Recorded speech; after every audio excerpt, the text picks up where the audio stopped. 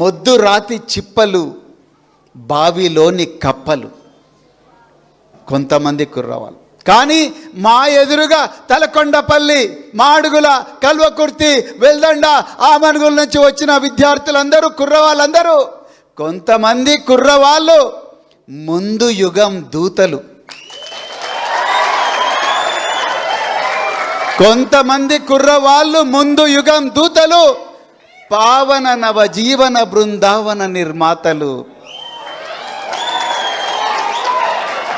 కొంతమంది కుర్రవాళ్ళు ముందు యుగం దూతలు, పావన నవ జీవన బృందావన నిర్మాతలు. మా అమన్గల్ బిడ్డలు, మా వెల్దండ బిడ్డలు, మా మాడుగుల బిడ్డలు, మా తలకొండపల్లి బిడ్డలు, అదేవిధంగా మా కల్వకుర్తి బిడ్డలు, మా జైపాలన్న వారసులు, మా వెంకటేశన్న వారసులు, అదేవిధంగా గోల్డ్ సీసన్న వారసులు, వీళ్ళందరి వారసులు ఇలా మా కళ్ళ ముందర ఉన్నారు. మీ అందరికి నిజంగా చాలా ఆనందంగా ఉంది నాకు ఈరోజు. ఎందుకంటే ఈరోజు తెలంగాణ భవన్కు వచ్చింది నడి వయస్కులు కాదు, పుట్టుకతో వృద్ధులు కాదు, పావన నవజీవన బృందావన నిర్మాతలు జెన్జీ వచ్చింది ఇక్కడికి. జెన్జీ, అవునా కదా? మీ అందరికి తెలుసుగా జెన్జీ అంటే ఏందో.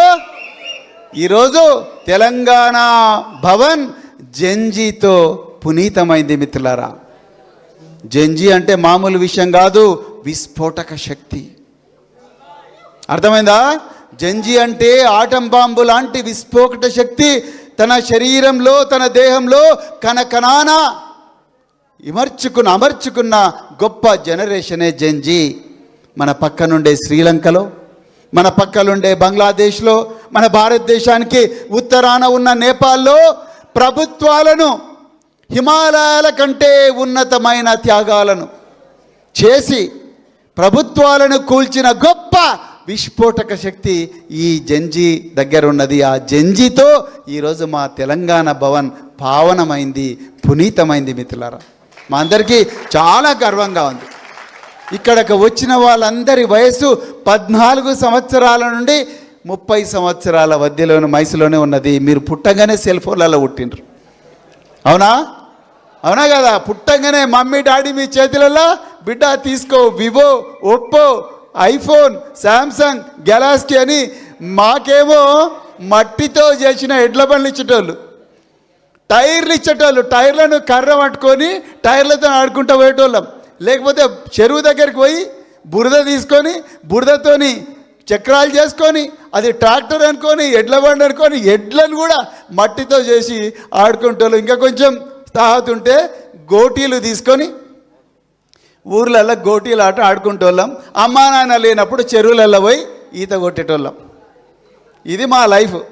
కానీ మీకు పుట్టంగానే రీల్స్, వాట్సాప్, ఇన్స్టా, అవునా?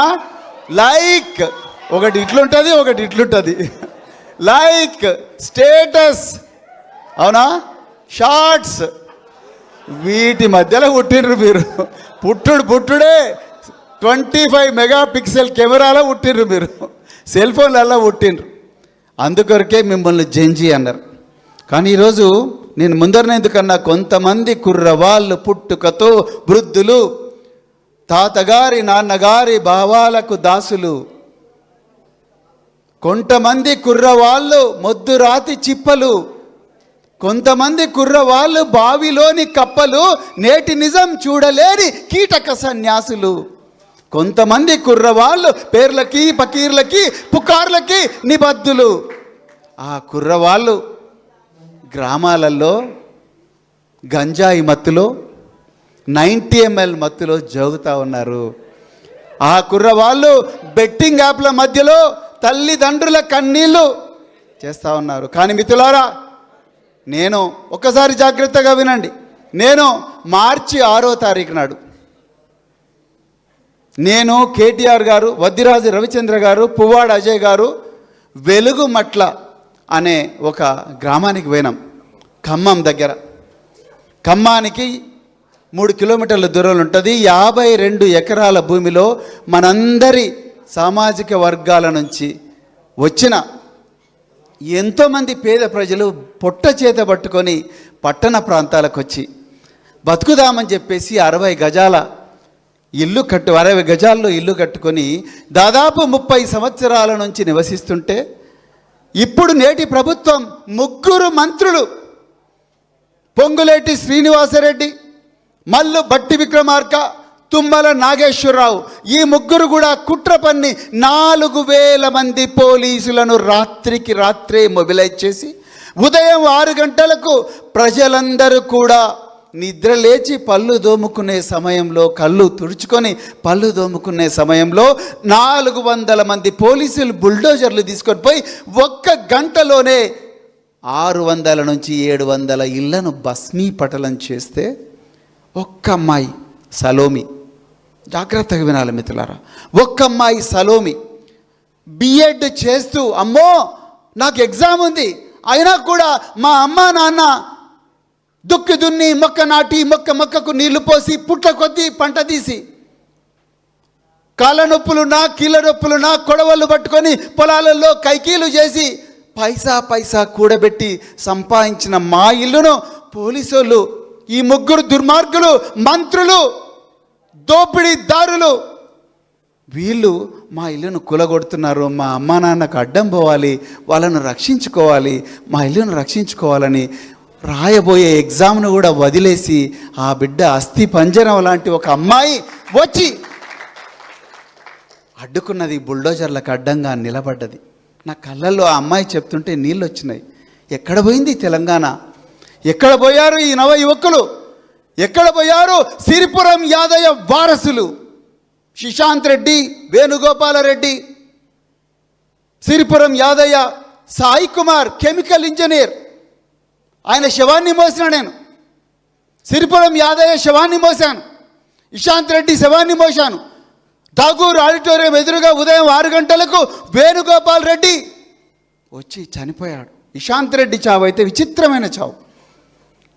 ఉస్మానియా యూనివర్సిటీ సెంట్రల్ లైబ్రరీ ఎదురుగా ఉదయం 6 గంటలకు ఉస్మానియా యూనివర్సిటీలో నేను పడుకొని ఉంటే మా ఏసీపీ రామచంద్రన్ వచ్చి, సార్ మన పెట్రోలింగ్ వాళ్ళు ఠాగూర్ ఆడిటోరియం ఎదురు ఒక శవం ఉంది సార్, ఆ శవం ఏందో అని అంటున్నారంటే మేము పోయి చూస్తే ఆ శవం దగ్గర ఒక చిట్టి దొరికింది. ఆ చిట్టిలో ఏముందయ్యా అంటే, పెద్దమ్మ తల్లి నీకు నేను మొక్కుకున్నా, నేను తెలంగాణ వ్యతిరేకులు నిజామాబాద్ బై ఎలక్షన్లలో ఓడిపోతే నేను నీకు ప్రాణం ఇస్తాని మాటిచ్చిన తల్లి, తెలంగాణ వ్యతిరేకులు ఓడిపోయినరు తల్లి, అందుకొరకే మాటిచ్చినట్టుగా నా ప్రాణాన్ని నీకు అర్పిస్తున్నానని చెప్పి ఠాగూర్ ఆడిటోరియం ఎదురుగా ఇషాంత్ రెడ్డి ప్రాణాలు తీసుకుంటారు. ఇషాంత్ రెడ్డి శవాన్ని మేము, ఎర్రోల సీను, బాలు, సుమను, కళ్యాణ్ రకరకాల పార్టీలకు పోయినరు. వచ్చి పెడమర్తి రవి, కళ్యాణ్, శ్రీకాంతరావు వీళ్ళందరూ అప్పుడు గొప్ప నాయకులు క్యాంపస్లో. క్రిషాంక్, కొంగర మహేష్ వీళ్ళు ఏ పార్టీలో ఉండొచ్చు కాక అందరం ఆ రోజు ఈ శవాన్ని పట్టుకొని ఎన్సీసీ గేట్ ద్వారా పోలీసు వాళ్ళు వద్దంటున్నా పోయి అక్కడికి పోయినాం. అదేవిధంగా సిరిపురం యాదయ్య జనవరి 20వ తారీఖు నాడు అసెంబ్లీ ముట్టడి, మాకు తెలంగాణ బిల్లు పెట్టరా అని చెప్పి అసెంబ్లీ ముట్టడికి కృష్ణవేణి హాస్టల్ నుంచి వేలాది మంది విద్యార్థులు వస్తుంటే మేము వద్దు బిడ్డ, పోకండి బిడ్డ, ఫైరింగ్ అయితే చచ్చిపోతారు బిడ్డ అని చెప్పి ఆపితే సిరిపురం యాదయ్య ఎన్సీసీ గేటు పక్కలుండే త్రివేణి హాస్టల్ లోపలికి పోయి ఆ బ్యాగులో తెచ్చుకున్న పెట్రోల్ పోసుకొని, మేము ఓడిపోయినట్టేనా, మాకు తెలంగాణ రాదా, అయితే మా ర్యాలీని ఆపిన పోలీసులను పట్టుకొని నేను చేస్తా వాళ్ళు చావాలని చెప్పేసి మండే అగ్నిగోళం అయ్యి పోలీసుల వ్యాన్లో దుంకిండు సిరిపురం యాదయ్య. నేను అడిగిన, బిడ్డ నీది ఏ ఊరు? తెలంగాణ. మీ నాయన పేరు ఏం పేరు? తెలంగాణ. మీ అమ్మ పేరు ఏం పేరు? తెలంగాణ. నీ పేరేం పేరు? తెలంగాణ అని అన్నాడు సిరిపురం యాదయ్య. మిత్రులారా, నేను ఇవన్నీ చెప్తున్నప్పుడు మిమ్మల్ని అందరినీ కూడా మీ ప్రాణాలను తీసుకోమని అనడం లేదు. మీరందరూ కూడా అందరికన్నా గొప్పగా మీ ప్రాణాలను ప్రేమించాలి, మీ జీవితాలను ప్రేమించాలి, మీ ఊరిని ప్రేమించాలి, మీ అమ్మా నాన్నలు ప్రేమించాలి, వాళ్ళను గౌరవించాలి, మీ చుట్టుపక్కల ఉండే ఎంతో మందిని ప్రేమించాలి. కానీ నేను చెప్పాలనుకున్నది ఏందయ్యా అంటే, తెలంగాణ ఇలాంటి గొప్ప త్యాగాల పునాదుల మీద నిర్మించబడ్డ తెలంగాణ ఈరోజు దోపిడీ దొంగల పాలైంది అని నేను చెప్పాలనుకుంటున్నాను. మిత్రులారా, విద్యార్థులంటే ఏ విధంగా ఉండాలి, యువకులంటే ఏ విధంగా ఉండాలి? కొంతమంది కుర్రవాళ్ళు ముందు యుగం దూతలు, పావన నవజీవన బృందావన నిర్మాతలు, నేను సైతం ప్రపంచాగ్నికి అశ్రు ఒక్కటి ధారపోస్తాను అని ఆలోచించే వాళ్ళుగా ఉండాలి యువకులు. మన కళ్ళ ముందరనే ఇక్కడే మీ మాడుగుల పక్కన ఉండే మాడుగుల, అదేవిధంగా మరి కడ్తాల, అమన్గల్ పక్కనే ఉండే నాదర్గుల్ అనే ప్రాంతంలో 373 ఎకరాల ప్రభుత్వ భూమిని, 7,000 కోట్ల రూపాయల విలువైన ప్రభుత్వ భూమిని పొంగులేటి శ్రీనివాసరెడ్డి కొడుకైన పొంగులేటి హర్షారెడ్డి, ఇంకా కొంతమంది దుర్మార్గులు మెగా కృష్ణారెడ్డి, వీళ్ళందరూ కలిసి 7,000 కోట్ల రూపాయల ప్రభుత్వ భూమిని అప్పనంగా బలవంతంగా మన కళ్ళ ముందరనే పేద ప్రజలందరినీ కూడా తన్నుకుంటూ ఘోరంగా హింసిస్తూ వాళ్ళందరినీ భూమి నుంచి పారదోలి 7,000 ఎకరాల కోట్ల భూమిని కైవసం చేసుకుంటే ఎక్కడ పోయింది తెలంగాణ యువతరం? ఎక్కడ పోయారు సిరిపురం యాదయ్య వారసులు? ఎక్కడ పోయారు శ్రీకాంతచారి వారసులు? 1,50,000 కోట్ల రూపాయల ఖర్చు పెడతానని చెప్పి 3,200 ఎకరాల భూమిని మూసీ నది పరివాహక ప్రాంతంలో నేను ఇల్లు కూలగొట్టైనా సరే, మీ ఊర్లను వల్లకాడు చేసైనా సరే ఆ 3,200 ఎకరాల భూమిని గుంజుకుంటాను. దాంట్లో నేను అదానితో పెద్ద పెద్ద బిల్డింగులు కట్టిస్తాను, అంబానీతో కట్టిస్తాను, మెగా కృష్ణారెడ్డితో కట్టిస్తాను అని చెప్పి 1,50,000 కోట్ల రూపాయల దోపిడీకి పన్నాగం పన్నుతే ఎక్కడ పోయారు కుర్రవాళ్ళు? ఎక్కడ పోయారు విద్యార్థులు? ఎక్కడ పోయారు తెలంగాణ జంజీ? ఒక్కసారి ఆలోచించండి. ఎంతోమంది కోట్లాది మంది బిడ్డలకు ఉన్నత విద్యను పరిచయం చేసి రెక్కాడితే డొక్కాడని కుటుంబాలు తరతరాలుగా బర్లు కాస్తూ గొర్రెలు కాస్తూ వివక్షకు గురైన ఎంతోమంది బిడ్డలను ఉన్నత విద్యకు పరిచయం చేసి విశ్వవిద్యాలయాల్లో ఇంగ్లీషు భాషలో చదివే గొప్ప అవకాశం కల్పించిన ఫీ రియంబర్స్మెంట్ పథకం మన కళ్ళ ముందరనే కరిగిపోయింది ఒక కలలాగా. మొన్న హైకోర్టు ఇచ్చిన ఆర్డర్ ఏం చెప్పింది? హైకోర్టు ఇంజనీరింగ్ కాలేజీలు కానీ ప్రైవేటు కళాశాలలు కానీ ఒకవేళ ప్రభుత్వం మీకు ఫీజులు ఇవ్వకపోతే విద్యార్థుల ముక్కు బిండి వసూలు చేయండి అని చెప్పి 15 కాలేజీలకు ఆర్డర్ ఇచ్చింది.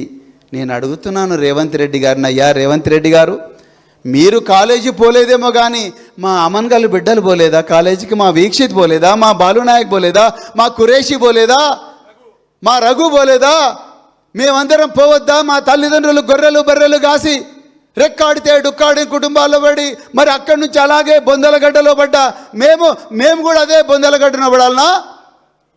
మేము చదువుకోవాలని ఆనాడు కేసీఆర్ గారు ఎంతో గొప్పగా రాజశేఖర రెడ్డి గారు ప్రారంభించిన ఒక గొప్ప ఫీ రీయింబర్స్మెంట్ పథకాన్ని కేసీఆర్ గారు కూడా కంటిన్యూ చేసి ఇంకా గొప్పగా తయారు చేస్తే 10,000 కోట్ల రూపాయల బకాయిలు పెట్టి ఆ ఫీజులు అడిగిన కాలేజీలను కేసులు పెడతాం బిడ్డ అని బెదిరించి ఇప్పుడు లోపాయికారిగా హైకోర్టులో వాదించకుండా ప్రైవేటు కళాశాలలకు అనుకూలంగా తీర్పొచ్చినా మిన్నకుండా ఉండి విద్యాశాఖ మంత్రిగా ఉన్న రేవంత్ రెడ్డి, ముఖ్యమంత్రిగా ఉన్న రేవంత్ రెడ్డి మొన్న ఇబ్రహీంపట్నంలో ఏవిఎన్ రెడ్డి అనే ఒక బీజేపీ ఎమ్మెల్సీ పెట్టిన లేక్ ఫీల్డ్ ఇంటర్నేషనల్ స్కూల్కు రిబ్బన్ కట్ చేయనిక పోయిండు. నేను అడుగుతున్నా, లేక్ ఫీల్డ్ ఇంటర్నేషనల్ స్కూల్లో ఫీజు ఎంత ఉంటుంది? 5 లక్షలు ఉంటుంది.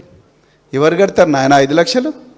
నీ కొడుకు కడతాడేమో రేవంత్ రెడ్డి, నీ బిడ్డ కడతాడేమో, నీ మనవాడు కడతాడేమో, మా బిడ్డలు కట్టలేరయ్యా. అందుకరికే కదా కేసీఆర్ గారు మా అందరికీ గురుకులాలు పెట్టి ప్రతి బిడ్డకు సన్న బియ్యం పెట్టి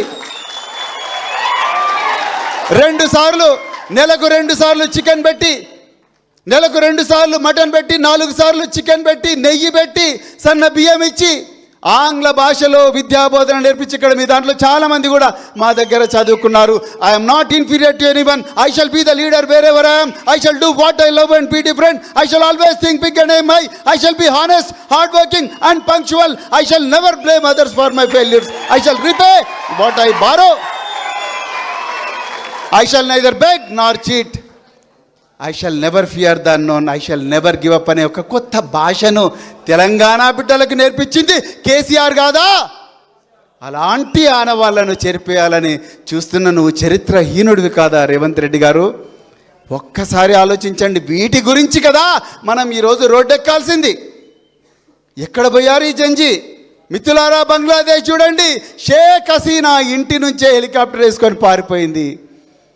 నేపాల్లో జంజీ మాకి ప్రధానమంత్రి వద్దు అంటే బంద్, వద్దు, కొత్త ప్రధానమంత్రి వచ్చారు.